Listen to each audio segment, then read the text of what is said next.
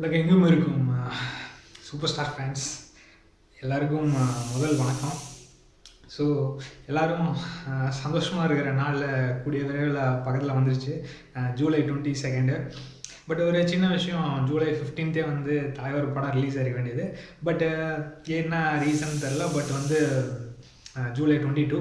But இருந்தாலும் ரொம்ப ஹாப்பியான செலிப்ரேஷன் மோட் ஸ்டார்ட்னு நினைக்கிறேன். ஆக்சுவலி சொல்ல போனால் இந்த படம் வந்து ஏன் இவ்வளோ எக்ஸ்பெக்டேஷன் இருக்குது அப்படிங்கிறதுக்கு எனக்கு தெரிஞ்ச ஆஸ் அ ஃபேனாக நான் வந்து யோசித்தது வந்து பார்த்திங்கன்னா, லிங்கா தலைவரோட முன்னாடி படம் அவர் பர்த்டே அப்போ கரெக்டாக ரிலீஸ் ஆனது. பட்டு சில காரணங்களால் படம் வந்து கொஞ்சம் எப்படி போச்சுன்னு நம்ம எல்லாத்துக்குமே தெரியும், அது ஒன்றும் புதுசாக சொல்ல போகிறதில்ல. பட் அதுக்கப்புறம் தலைவர் என்ன பண்ண போகிறாரு அப்படின்னு ஒரு சின்ன எதிர்பார்ப்பு இருந்துச்சு. அடுத்து என்ன பண்ண போகிறாரு, இப்போ இந்த மாதிரி ஒரு படம் கொடுத்துருந்தாரு பீரியடிக் ஃபிலிம், நெக்ஸ்ட் என்ன மாதிரி இருக்கும் அப்படி இப்படின்னு ஒரு சின்ன எப்படி இருக்கும் அப்படிங்கிற மாதிரிலாம் நிறையா இருந்துச்சு. பட்டு ரஞ்சித் அவரை வச்சு படம் அவர் படத்தில் நடிக்கிறேன் அப்படின்னு சொன்னோன்னே வந்து எப்படி இருக்கும், அவர் வேறு மாதிரி எடுப்பார், தலைவர் ஸ்டைலே வேறு மாதிரி இருக்குது அப்படிங்கிற மாதிரிலாம் நிறையா இது இருந்துச்சு. பட்டு சரி போக எப்படி போகுது அப்படின்னு பார்க்கலாம். அப்படிங்கிறப்போ கபாலி இன் மலேசியா அப்படிங்கிற ட்விட்டரில் வந்து செம்ம ட்ரெண்டிங்காக போச்சு. ஸோ அந்த ட்ரெண்ட் அப்போவே வந்து அவர் ஸ்டைல்லாம் எப்படி இருக்க போகுது, அவரோட காஸ்ட்யூம் எல்லாமே வந்து நம்மளுக்கு ஆக்சுவலாக தெரிஞ்சிச்சு. பட் அதேமாரி என்ன இருக்கும் அப்படின்னு ஒரு சின்ன எக்ஸ்பெக்டேஷன் இருந்துச்சு. அப்போ தான் வந்து கரெக்டாக கபாலி டீசர் ரிலீஸ் ஆச்சு. ஆக்சுவலி May 1 அப்போ ரிலீஸ் ஆனது. இன்னும் அப்படியே எக்ஸைட்டட், அப்போ இருந்து எக்ஸைட்மெண்ட் ஸ்டார்டடு. ஆக்சுவலாக பார்த்தா தலைவர் சொன்ன அந்த ஒரு டைலாகே செம மாசு.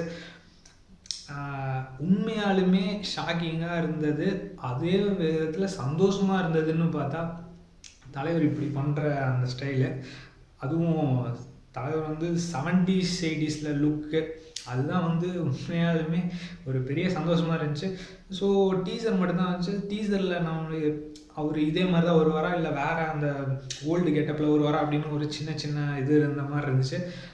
பட்டு நெருப்புடா டீசர் சாங் டீசர் ரிலீஸ் ஆனப்போ ஆக்சுவலாக எல்லாத்தோட டவுட்ஸ் எல்லாமே கிளியர் ஆயிடுச்சுன்னு நினைக்கிறேன்.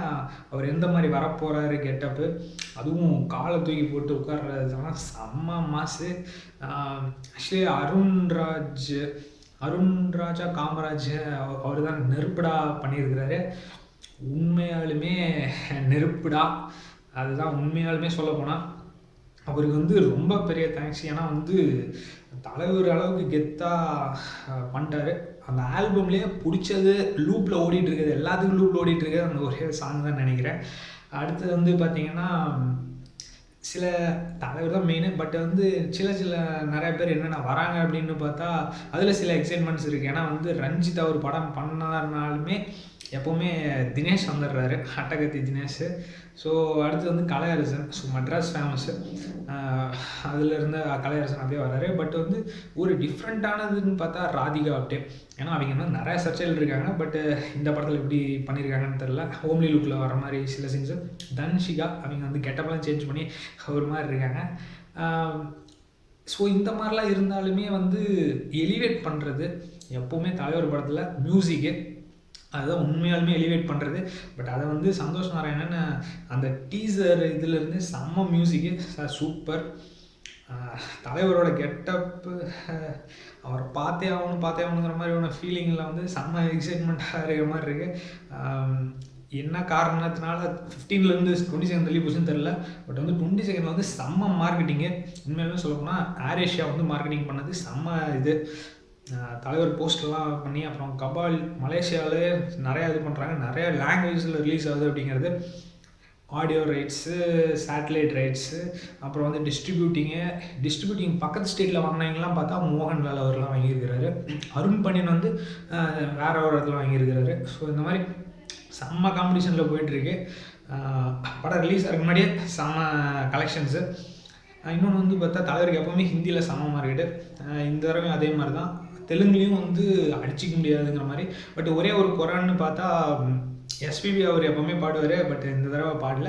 பட் வந்து ஆஸ் அ ஃபேனாக ஓவராலாக அந்த பேக்கேஜஸை பார்த்தா ஒரே ஒரு டவுட் மட்டும் வந்துச்சு, தலைவர் அளவுக்கு வில்லனுங்கெல்லாம் கெத்தாக இருக்கிறாங்களா அப்படின்னு மட்டும். ஸோ என்ன ஆனாலும் பரவாயில்ல, தலைவர் தரிசனத்துக்காக வெயிட்டிங்கு.